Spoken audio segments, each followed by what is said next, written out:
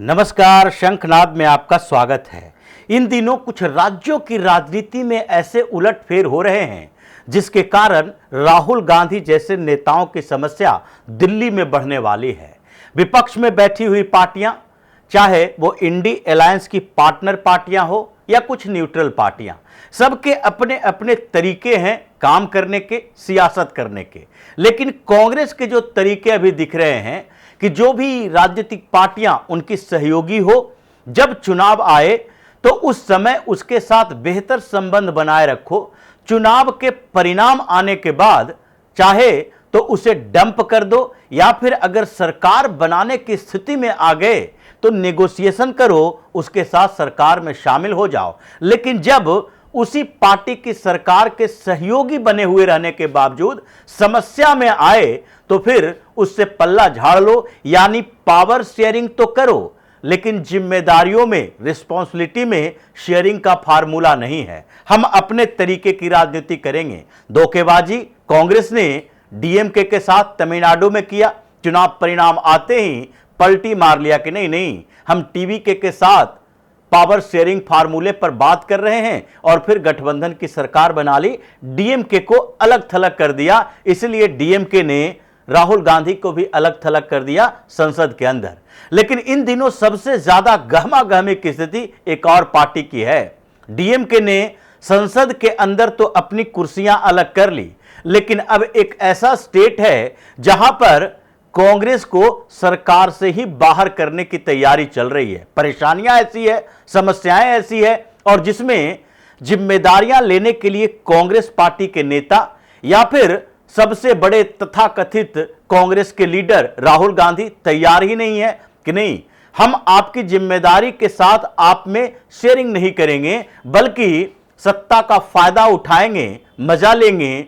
वहां से झारखंड से चलकर पैसा पार्टी फंड में आएगा, जो कांग्रेस के मिनिस्टर हैं वो चंदा देंगे पार्टी फंड में, सारे सुविधाएं उठाएंगे। लेकिन जब समस्या आपके ऊपर आए तो आपका साथ नहीं देंगे, और इसी बात को लेकर हंगामा चल रहा है। झारखंड के मुख्यमंत्री हेमंत सोरेन इन दिनों इसी परेशानी में हैं कि कांग्रेस साथ नहीं दे रही। विपक्ष में बैठी भारतीय जनता पार्टी यहां पर एग्रेसिव मोड में है, इस कारण से क्योंकि कांग्रेस हमारे सहयोगी पार्टी है, कांग्रेस के साथ हम सरकार बनाए हुए हैं। हेमंत सोरेन की सरकार के साथ भारतीय जनता पार्टी को उतनी परेशानी नहीं है जितनी की परेशानी कांग्रेस के गठबंधन के कारण है। क्योंकि हेमंत सोरेन अगर अपनी पार्टी की, अपनी खुद की सरकार, गठबंधन की सरकार नहीं, खुद की सरकार बनाते हैं तो वो एक रीजनल पार्टी है, और झारखंड मुक्ति मोर्चा का केवल झारखंड के अंदर एक आधार है और झारखंड की राजनीति करती है। जब झारखंड की राजनीति करती है तो अपने स्टेट ओरिएंटेड मुद्दों पर केंद्र के साथ तालमेल भी रख सकती है, केंद्र के साथ सहयोग और विरोध दोनों की राजनीति कर सकती है, न्यूट्रल पार्टी बनकर रह सकती है, यानी न एनडीए में शामिल हो, न ही वो इंडी अलायंस की सहयोगी पार्टी बने। ऐसे कई पार्टियां हैं, छोटी छोटी पार्टियां भी है, और उन पार्टियों का इंडी अलायंस से कोई लेना देना नहीं, नहीं एनडीए से लेना देना है। जब जरूरत पड़ती है, एनडीए का कोई ऐसा बिल होता है, संसद में कोई बात होती है, तो उस पर सपोर्ट भी करती है और वो विरोध भी कर सकती है, वॉकआउट भी कर सकती है। वो अपने आप में स्वतंत्र है, राहुल गांधी के एजेंडे पर पीछे चलने के लिए स्वतंत्र नहीं है। और वही आधार अब हेमंत सोरेन का दिख रहा है, क्योंकि सोरेन को लग रहा है कि भारतीय जनता पार्टी एग्रेसिव है, एग्रेसिव प्रचार कर रही है। हालांकि सदन के अंदर भी हेमंत सोरेन ने सारी पार्टियों के बारे में, जो विपक्ष में बैठी हो या फिर उनकी सहयोगी पार्टियां हो, ऐसा कहा कि ये सब पैरासाइट हैं, ये उन मुद्दों की तलाश कर रहे हैं। लेकिन पैरासाइट जो कहा है वो झारखंड के लिए कहा या फिर दिल्ली के लिए कहा, राहुल गांधी जैसे नेताओं के लिए कहा कि नहीं, ये भी परजीवी हैं, दूसरे मुद्दे पर अपनी राजनीति चमकाने वाले, क्योंकि उसमें महारत हासिल तो राहुल गांधी के लिए ही है। लेकिन पर्दे के पीछे से कुछ और भी चल रहा है। बाबूलाल मरांडी नेता प्रतिपक्ष दिल्ली की राजनीति कर रहे थे, दिल्ली से केंद्र में भेज दिया, केंद्र से फिर झारखंड में भेज दिया गया, और वहां पर कहा गया है कि आप झारखंड की राजनीति बेहतर तरीके से करो, हेमंत सोरेन अभी कुछ मुद्दों पर थोड़े से कंफ्यूज हैं, लेकिन फिर भी आगे पटरी पर आने की संभावना है। ऐसा नहीं है कि हेमंत सोरेन दिल्ली आकर अमित शाह से मुलाकात नहीं किए। ये 3 महीना पहले कई बार मुलाकात का दौर भी चल चुका है। और ऐसा भी नहीं है कि झारखंड मुक्ति मोर्चा की पॉलिटिक्स, यानी कि स्टेट में पॉलिटिक्स भारतीय जनता पार्टी को अनटचेबल रखने की है, क्योंकि जैसे समाजवादी पार्टी, राष्ट्रीय जनता दल या फिर कुछ ऐसी पार्टियां जो मुस्लिम अपीजमेंट की पॉलिटिक्स ही करती है, उसके लिए मजबूरी है कि वो भारतीय जनता पार्टी के साथ गठबंधन करके नहीं आ सकती, वो उनके सहयोगी पार्टी नहीं बन सकती। लेकिन झारखंड मुक्ति मोर्चा के साथ ऐसा नहीं है। और इसी बात को लेकर अब हेमंत सोरेन सोचने लगे हैं कि हमें कांग्रेस के साथ रहने से झारखंड के अंदर क्या फायदा। केंद्र में तो मानते हैं कि वहां पर विपक्ष के नाम पर, विपक्षी एकता के नाम पर हम मजबूत बने रह सकते हैं, लेकिन झारखंड में क्या? क्योंकि सरकार बनाने के लिए हमें कांग्रेस के सहयोग की जरूरत नहीं है।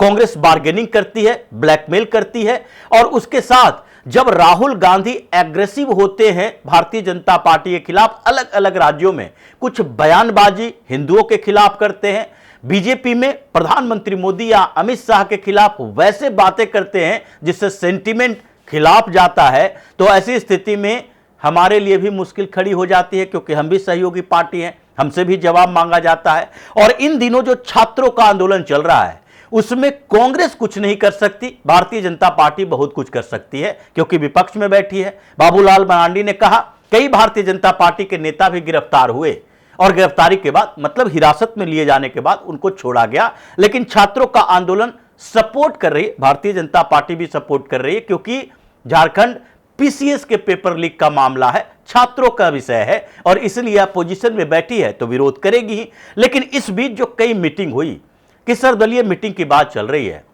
दूसरी पार्टियों से सहयोग की बात चल रही है, केंद्र सरकार एक्टिव है इस बात को लेकर कि राहुल गांधी से बदला लेना है। जो केंद्र में यह हंगामा खड़ा कर रहे हैं, झारखंड में एक स्टेट में इनको सरकार से बाहर करो, तब पता चलेगा कि सरकारें केवल दिल्ली में नहीं है, सरकारें अलग अलग प्रदेशों में भी है, और उसमें आपकी सरकारें भी है कुछ राज्यों में।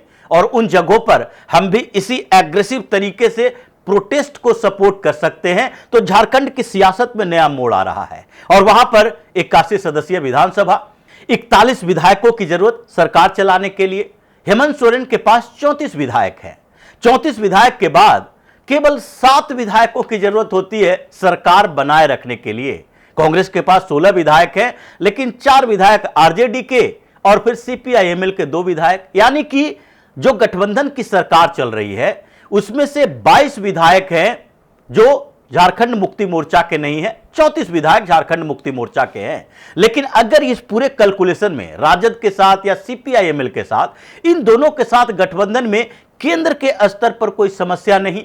झारखंड मुक्ति मोर्चा के कई जो नेता हैं उनके खिलाफ इंक्वायरी भी चल रही है, यहां तक कि हेमंत सोरेन भी डरे रहते हैं कि फिर से पिछली बार की तरह ईडी की टीम उठाने न पहुंच जाए और फिर हमें भागना न पड़ जाए। इसके लिए उन्होंने पिछली बार भी बातचीत की थी कि आगे सरकार कैसे चलनी चाहिए और भारतीय जनता पार्टी हमारे साथ सहयोग में कैसे रह सकती है, या फिर हम अल्पमत की सरकार चलाए, बीजेपी बाहर से सपोर्ट करे, या फिर ऐसी स्थिति पैदा हो जाए कांग्रेस को बाहर करे राजद और दूसरी तरफ सीपीआईएमएल। इन दोनों के 6 विधायक, झारखंड मुक्ति मोर्चा के 34 विधायक, यानी 40 तो ऐसे ही हो जाते हैं। अगर भारतीय जनता पार्टी सपोर्ट नहीं करती है तो उनकी सहयोगी पार्टियां झारखंड में भी है जिनके पास एक एक विधायक हैं। अगर उन लोगों ने सपोर्ट कर दिया, वो समर्थन में आ गए जिनके साथ कोई समस्या झारखंड मुक्ति मोर्चा को नहीं, हेमंत सोरेन को नहीं है, यानी आजसू एक सीट के साथ है,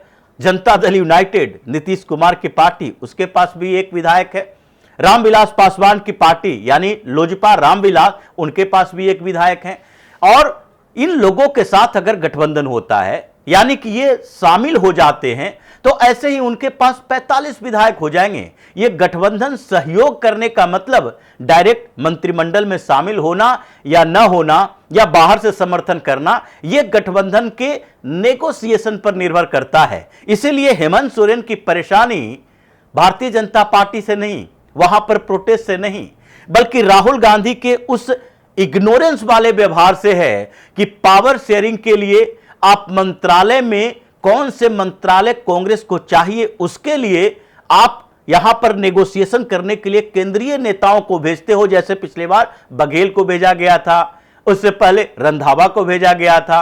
ये कई केंद्रीय स्तर के नेता जाते हैं झारखंड में और वहां पर हेमंत सोरेन के साथ डील करते हैं। लेकिन जब ऐसी परिस्थिति है तो आप इधर उधर की बातें कर रहे हो, छात्रों के साथ संवाद कर रहे हो, छात्रों की गूंज कर रहे हो, लेकिन झारखंड आकर कम से कम छात्रों से मुलाकात कर कर एक मीडिएटर की भूमिका नहीं निभा रहे कि चलो भाई सरकार में हम भी सहयोगी हैं लेकिन मंत्री तो नहीं हैं। अब हम सरकार के ऊपर दबाव बनाएंगे कि नहीं, किसी तरीके से यह पेपर लीक के मामले में एक बीच का रास्ता अपनाया जाए, क्योंकि जितने नेगोशिएशन हो रहे हैं हेमंत सोरेन का संगठनों के साथ, विपक्ष के साथ, उसमें एक ही सवाल खड़ा है, क्या अगर इसी तरह की स्थिति केंद्र में होती, धर्मेंद्र प्रधान को इस्तीफा देना पड़ा तो हेमंत सोरेन को इस्तीफा नहीं देना पड़ेगा? अगर इस्तीफा नहीं देना है तो आप कम से कम गठबंधन सहयोगी नेताओं को हटाओ, यानी कि कांग्रेस के मंत्रियों को बाहर करो,